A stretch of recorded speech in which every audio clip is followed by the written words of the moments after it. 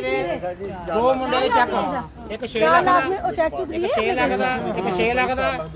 एक ਵੱਡੇ ਕੁੜੀ ਦੇ ਪਾਈ ਦੀ ਕਮੇਟੀ ਵਾਲਿਆਂ ਨੇ ਪਾਈ ਨਾ ਮੇਰੀ ਕੋਈ ਗਾਰੰਟੀ ਨਹੀਂ ਸਕਿਉਰਟੀ ਦੇ ਤੌਰ ਤੇ ਲਿੱਤੇ ਰਹੇ ਚੈੱਕ ਸਕਿਉਰਟੀ ਦੇ ਤੌਰ ਤੇ ਚੈੱਕ ਲਿੱਤੇ 15 ਲੱਖ ਮੇਰੇ ਸਿਰ ਤੇ ਲਾ ਚੈੱਕ 15 ਲੱਖ ਤੇ ਬਹੁਤ ਜ਼ਿਆਦਾ ਆ ਮਤਲਬ ਤੁਸੀਂ 15 ਲੱਖ ਲਿੱਤਾ ਹੀ ਹੋਰ ਕੋ ਨਾ ਮੈਂ ਰੰਡੀ ਜਨਾਨੀ ਮੈਂ ਕਿੱਥੋਂ ਦੇਣੇ ਮੈਂ ਆਪੀ ਰੈਂਟ ਤੇ ਰਹਿਣੀ ਪਈ ਮੇਰੇ ਬੇਟੇ ਵੀ ਵਿਹਲੇ ਹੀ ਆ ਤੇ ਮੈਂ ਆਪੀ ਧੱਕੇ ਖਾਣ ਦੀ ਕਿਰਾਏ ਤੇ ਰਹਿਣੀ ਪਈ ਆ ਮੈਂ ਰੰਡੀ ਜਨਾਨੀ ਕਿੱਥੋਂ ਦੇਣਾ 4 ਲਿੱਤਾ ਸੀ 6 ਲੱਖ ਦੇ ਛੱਡਿਆ 15 ਲੱਖ ਦੇ ਮੇਰੇ ਸਿਰ ਤੇ ਚੈੱਕ ਲਾਏ ਰਹੇ ਨੇ ਕੰਜਰ ਨੇ ਬੇੜਾ ਗਰਕ ਹੋਣੇ ਨੇ ਰਕੇਸ਼ ਮਹਾਜਨ ਨੇ ਇਹਨੂੰ ਕਿਤੇ ਕੀੜੇ ਪੈ ਜਾਣ ਰਕੇਸ਼ ਮਹਾਜਨ ਨੇ ਤੇ ਮੈਂ 4 ਲੱਖ ਰੁਪਏ ਲਿੱਤਾ ਮੈਂ ਤੇ 8 ਲੱਖ ਦਾ ਕੇਸ ਕਰਤਾ 8 ਲੱਖ ਤੋਂ 4 ਲੱਖ ਵੀ ਜਿੰਦਾ ਥੋੜੇ ਨੂੰ ਥੋੜੇ ਪੈਸੇ ਤੇ ਚੈੱਕ ਜ਼ਿਆਦਾ ਦੇ ਲਾਂਦਾ ਵਾ ਚੈੱਕ ਤੁਹਾਡੇ ਵੀ ਚੈੱਕ ਲਾਏ ਤੁਹਾਡੇ ਵੀ ਲਾਏ ਸਾਰੇ ਲਾਏ ਸਾਰੇ ਰਕੇਸ਼ ਮਹਾਜਨ ਆਏ ਹਾਏ ਹਾਏ ਮਹਾਜਨ ਦੀਦੀ ਕੀ ਗੱਲ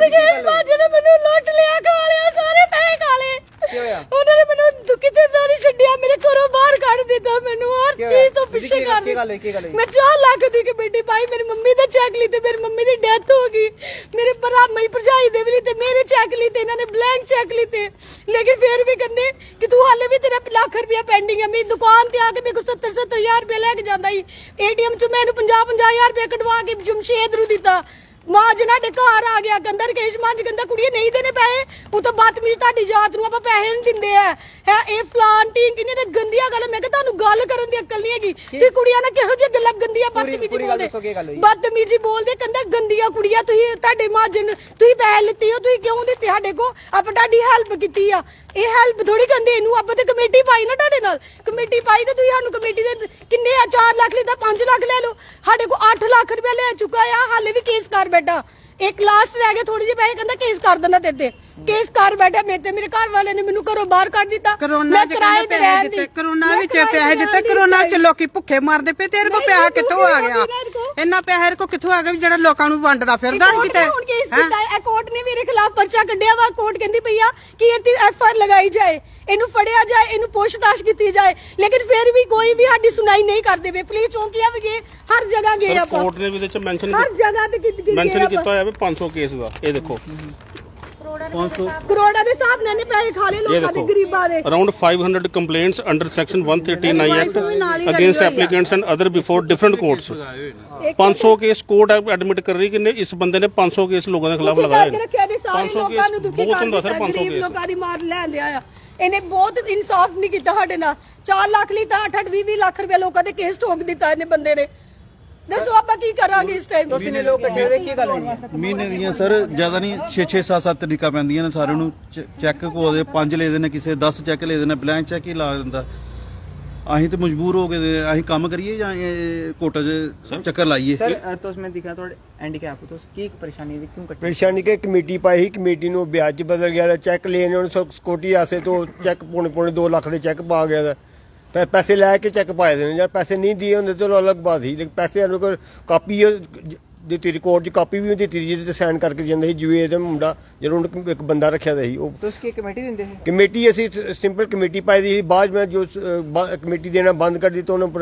ਉਹਨੇ ਮੇਰੇ ਘਰ ਸੰਮਨ ਭੇਜ ਦਿੱਤੇ ਉਸ ਬਾਅਦ ਮੇਰੇ ਵਾਰੰਟ ਨਿਕਲਣਾ ਸ਼ੁਰੂ ਹੋ ਗਏ ਮੈਨੂੰ ਵਾਰੰਟ ਵੀ ਨਹੀਂ ਪਤਾ ਕਿ ਵਾਰੰਟ ਕੀ ਚੀਜ਼ ਹੈ ਕਦੀ ਜੇਲ੍ਹ ਦਾ ਪਤਾ ਹੀ ਨਹੀਂ ਪੈਸੇ ਦਿੱਤੇ ਤੇ ਰਹਿੰਦੇ ਸੀ ਪੈਸੇ ਤੁਹਾਡੇ ਦੇਣੇ ਪੈਸੇ ਦਿੰਦੇ ਨਹੀਂ ਪੈਸੇ ਡਬਲ ਲੈ ਗਿਆ ਦਾ 2 ਲੱਖ ਦੀ ਕਮੇਟੀ 2 ਲੱਖ ਵੀ ਨਹੀਂ ਦਿੱਤਾ ਉਹਨੇ ਮੈਨੂੰ 2 ਕਿਸ਼ਤਾਂ ਦਿੱਤੀਆਂ 70,000 80,000 ਤੇ ਕਹਿੰਦੇ ਤੇਰੇ 2 ਲੱਖ ਪੂਰੇ ਹੋ ਗਏ ਉਹਦੇ ਬਾਅਦ 10,000 ਰੁਪਏ ਮਹੀਨਾ ਦੇਣਾ ਸ਼ੁਰੂ ਕੀਤਾ ਮੈਂ ਲੇਕਿਨ ਉਹ ਮੈਂ ਜੋ ਹਿਸਾਬ ਕੀਤਾ ਤੇ ਮੈਂ ਵੀ ਬੰਦ ਕਰ ਦਿੱਤਾ ਕਮੇਟੀ ਲੇਕਿਨ ਉਹਨੇ ਮੈਨੂੰ ਲੈਟਰ ਭੇਜੇ ਉਹਦੇ ਬਾਅਦ ਮੈਨੂੰ ਪੜ੍ਹਿਆ ਲਿਖਿਆ ਨਹੀਂ ਹੈ ਮੇਰੇ ਕੋਲ ਕਈ ਪੇਪਰਾਂ ਤੇ ਸਾਈਨ ਲੈ ਲਏ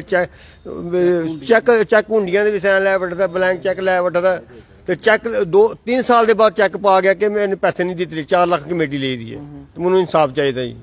ਇੱਕ ਹੋਰ ਇਹਨਾਂ ਦੇ ਹਸਬੰਡ ਹੀ ਮਾਰ ਗਏ ਵਿਚਾਰੀ ਦੇ ਗਰੀਬ ਜਨਾਂ ਨਹੀਂ ਉਹਨੂੰ ਅਟੈਕ ਹੋ ਗਿਆ ਵਿਚਾਰੇ ਨੂੰ ਇਹਨਾਂ ਦੀ ਕਮੇਟੀਆਂ ਦੇ ਕਰਦੇ ਫਿਰ ਵੀ ਵਿਚਾਰੇ ਦੇ ਕੁਛ ਨਹੀਂ ਬਣਿਆ ਹਾਲੇ ਵੀ ਪੈਸੇ ਮੰਗਦੇ ਇਹਨਾਂ ਨੂੰ ਕਹਿੰਦੇ ਵੀ ਹਾਲੇ ਵੀ 20 ਲੱਖ ਰੁਪਏ ਦਾ ਕੇਸ ਪਾਤਾ ਹੈ 20 ਲੱਖ ਦਾ ਪਾਤਾ ਹੈ ਕੱਲੀ ਜਨਾਨੀ ਕੀ ਕਰੇ बेचारी ਦੱਸੋ पूरा ਦੱਸੋ अपने बारे सर वो कमेटी डाली थी सर कमेटी डाली थी मैंने आपको बताया कि 2022 में हमने ठीक है कमेटी चल रही थी हमारी ठीक तरीके से सब कुछ चल रहा था उसके बाद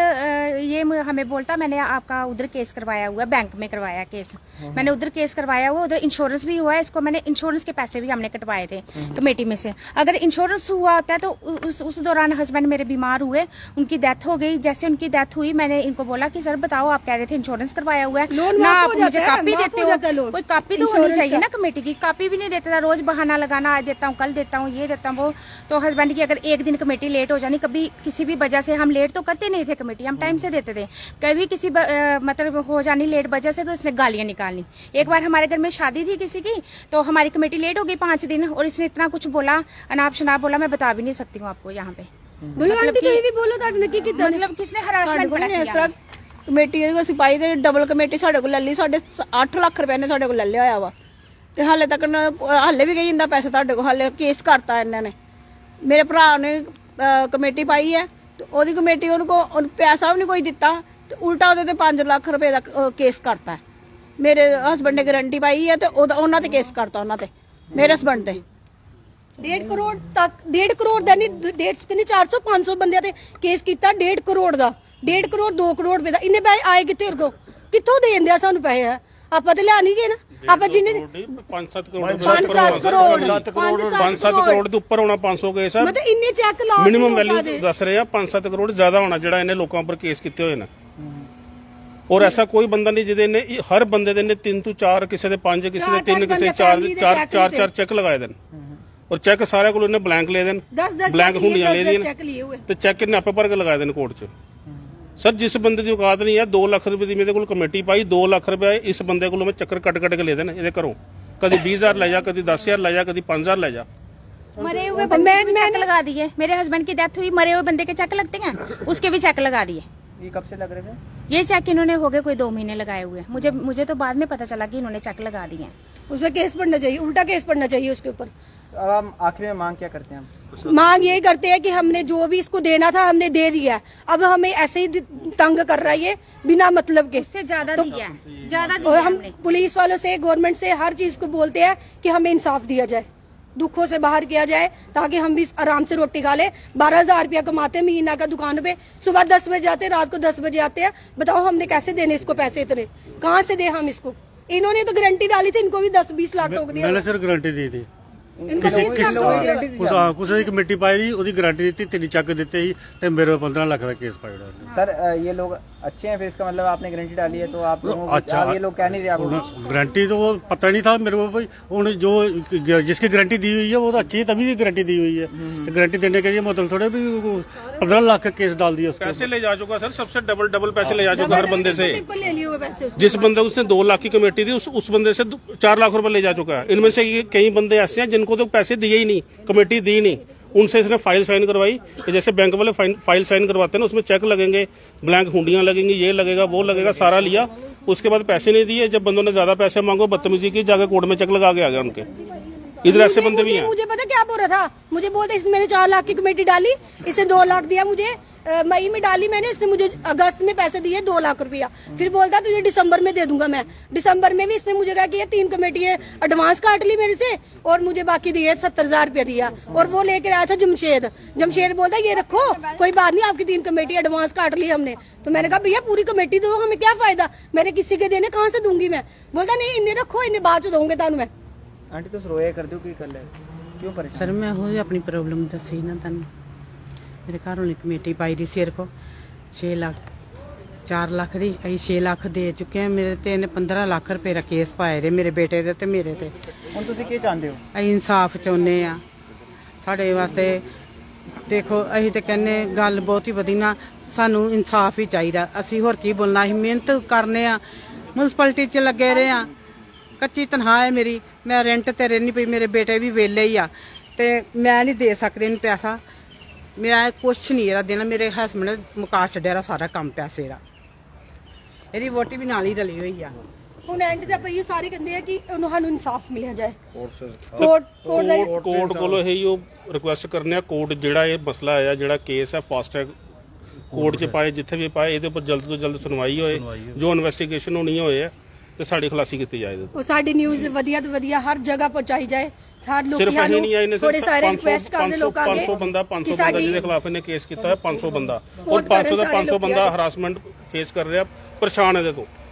थोड़ा नहीं होता 500 बंदा। बाकी लोगों को क्या संदेश देना चाहेंगे जो लोग कमेटी डालने में इंटरेस्ट रखते हैं, उन्हें क्या कहेंगे कि ध्यान से करें? सर ध्यान से नहीं करे, कमेटी वाले चक्कर में पड़े ही ना। हम तो बोलते महाजन के चक्करों में अब कोई और फंसे ही ना, जैसे हम फंस गए बेचारे गरीब, वो कोई और नहीं फंसे। पूरी फैमिली इन्वॉल्व है, हर बंदा हरासमेंट झेल रहा है। छोटे छोटे बच्चे 65 साल की औरत, चेक लगाए हुए हैं, 18 साल का बच्चा,